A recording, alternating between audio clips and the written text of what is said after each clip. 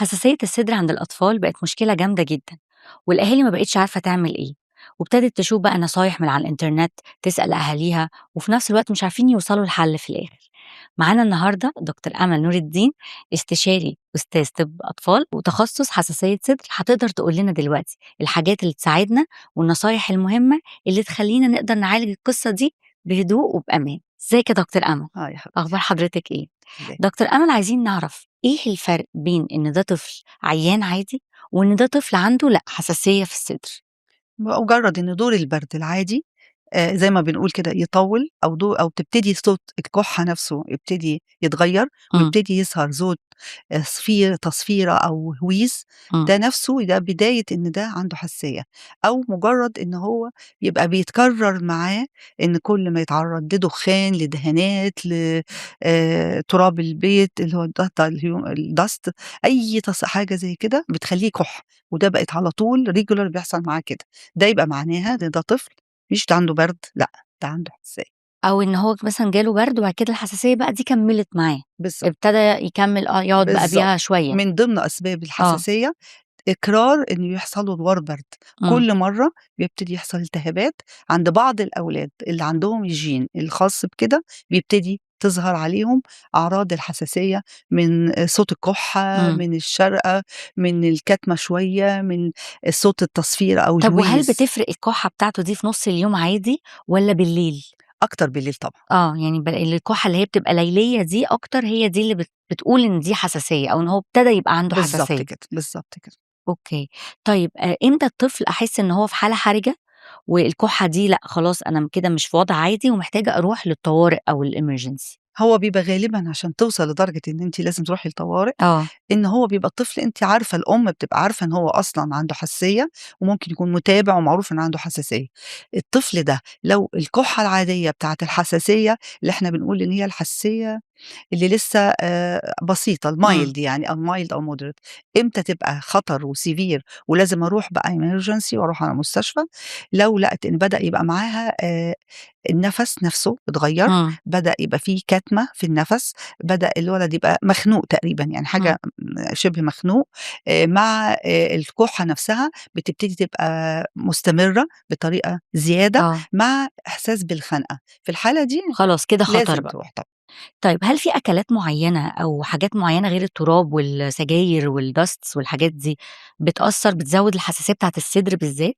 أنواع الألرجي كتير، بس آه، طبعًا حساسية الصدر دايمًا مرتبطة أكتر بالتراب المنزل، بشعر الحيوانات والفرو، دخان السجاير طبعًا، آه. والمشكلة طبعًا ده إن حتى لو مش بيشرب سجاير جوّه البيت، طبعًا، مجرّد إن هو أصلًا طبعًا. في شخص بيشرب سجاير عامةً، بيبقى هو يعني شخصيًا مصدر وجود الحساسية. مُدخِّن جوّه البيت مع إمم، طفل عنده حساسية، أنا بالنسبة لي كارثة، لإن هو بيبقى حتى لو ما بيشربش، بيبقى ريحته وجسمه كُلّه نفس الeffect، فعشان كده أنا باحب إن أنا أقول أهم حاجة الطفل حساسية مش مسألة الأكلات، في بعض الأكلات إمم. يعني بيض، موز، يعني سمك، فراولة مثلًا فراولة، وشوكولاتة؟ شوكولاتة، آه، الكلام ده، بس دول أكتر للجلد. تأثيرهم على أنواع تانية من أوكي. أنواع الألرجي، إمم. لكن الchest بالذات أو الصدر أهم حاجة ال ال التغ ال الجو حواليه، اللي هو بالذات الdust طيب والدخان والطيارات. التكييف بيتعب الصدر فعلًا، بيأثّر على الحساسية؟ هو طبعًا بيلعب في الhumidity أو الرطوبة، آه. ودي من أكتر الحاجات برضه اللي بتأثّر على الصدر، إمم، فلازم دايمًا التكييفات تبقى متنضّفة، إمم. لازم دوريًا متوضّبة، بس لازم يقدر ينام في تكييف عادي؟ طبعًا، ما هو افرضي إن آه. الدنيا حَر ما أنتِ ما أوكي، يعني تقدريش ينام في تكييف بس عادي لازم بس في يكون احتياطات التكييف جامدة متضبّط. أوي إن التكييف ده لازم إمم، يكون محطوط تحت يعني رعاية مضبوطة يعني، ده حاجة. الحاجة التانية اللي مهمة برضه أوي، إن أنا مش مسألة الدخان بس وكده، إمم.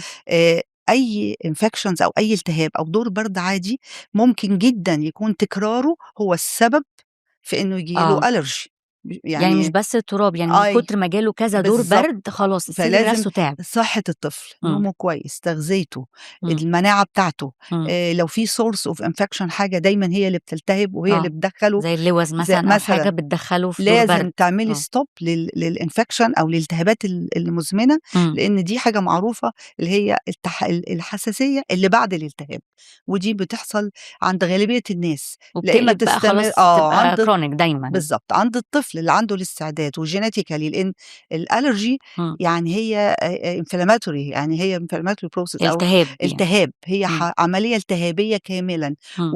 وأساسها وجود جيني. gene. إمم. فالولد ده هو أنتِ كمان حطيتيه بقى تحت إن هو مناعته ضعيفة وتغذيته ضعيفة وبيعيا واتعرّض كتير لحاجات كمان وتعرُّض لتلوث آه. خارجي بالذات دخان السجاير إمم.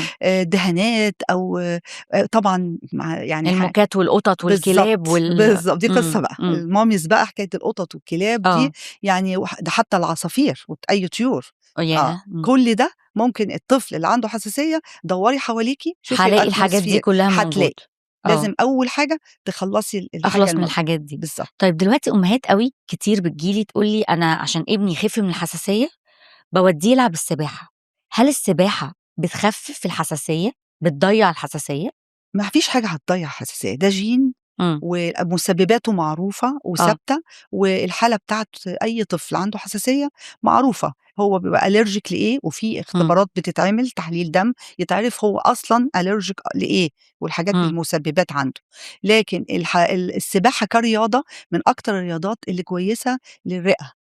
آه. بتزوّد الcapacity بتاعة الرئة وكويسة بتحسّن الصحة العامة الصحة العامة للطفل. لكن آخُد ولد أنزّله في عِز البرد إمم. وكل شوية ييجي له يعيا. التهابات ويعيا، طَب ما أنا خلاص ما أنا طب كده مش بتزوّد هي المناعة، يعني إن هو ينزل يلعب ما سباحة وده هو يزوّد هي له المناعة؟ توازن بقى، آه. أنا سباحة ورياضة اللي تحافظ على صحته تبقى إيه، يبقى في حالة صحية كويسة، إمم. لكن ما تتعدّاش إن يعني لو أنا لقيت إنه ابتدى infection يتأذي منها، بالضبط. يعني لو هو فعلًا مناعته كويسة مع السباحة وكويس it's تمام، good أحسن، أستمر. أحسن، بالضبط، لكن لو أحسن، لقيته ابتدى ده كويسة يتأثّر ليه جدًا، بالنيجاتيف لكن أو إن بالسالب هو خلاص. الولد بينزل في درجة حرارة مثلًا مش مضبوطة، إمم. الولد بيتعرّض لدوار برد كتير، إمم. ينزل ويعيا، وينزل ويعيا، وأنا أصمم أنزّله بالضبط، بقى كل ما عشان يعيا يعيا كل وييجي له حساسية. مدرب آه. قال لنا كده، طب ما هو الولد إمم. ده عيان كل مرّة بيعيا إمم. أنتِ بتدخّليه في allergy تاني، لإن هو طبيعة صدره كده، إن إمم. هو أي التهاب يقلب معاه بالallergy، فلازم أنا أعمل خط محدد